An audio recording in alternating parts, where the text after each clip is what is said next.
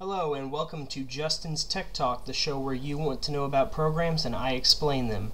Today I'm going to be introducing Audacity to those that do not know about it. Audacity is an audio recording program used for recording audio on an external device and then inputting it and using effects to edit it.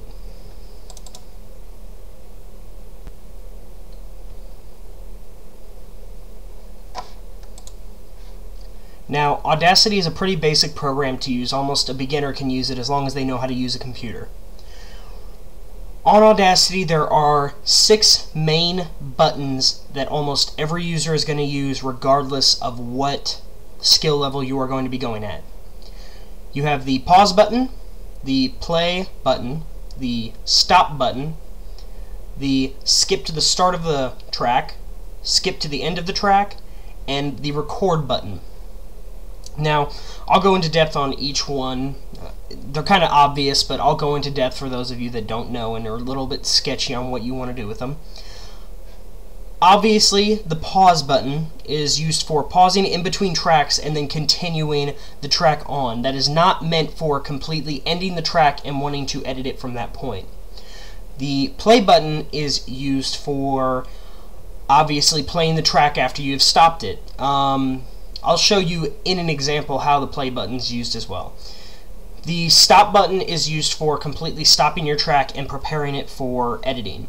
Now, it's been said that you're supposed to use the pause button when you want to continue the track and when you stop, but I mean, what happens when you stop, the difference, I'll show you later, but it's kind of hard to explain in words.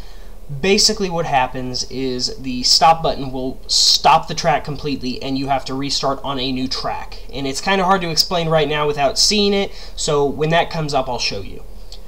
The skip to the end and skip to the beginning are pretty obvious buttons. I mean, literally they do exactly what they say. They skip to the beginning of the track you have or they skip to the end. And last but not least, you have the record button. The record button is used basically exactly what it says. It starts the recording of the audio for you. Now let me give you a little example of what you're going to be looking at if you use Audacity. So when you use Audacity, you're probably going to use the record button first. So let me make a little recording for you. Hi, this is Justin on Justin's Tech Talk. Now as you can see, I use the pause button instead of the stop button. Now, right now I'm going to show you what the difference is between pause and stop when you're recording.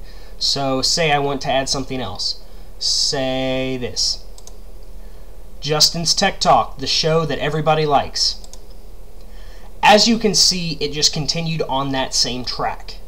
Now, if you wanted to overlay audio on that track, but want to have it on another track, you would click stop. So, I'm going to stop the track now.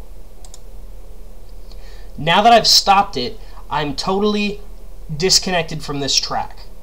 So if I click record again, hi, this is Justin on Justin's Tech Talk. As you can see, it started a whole nother track.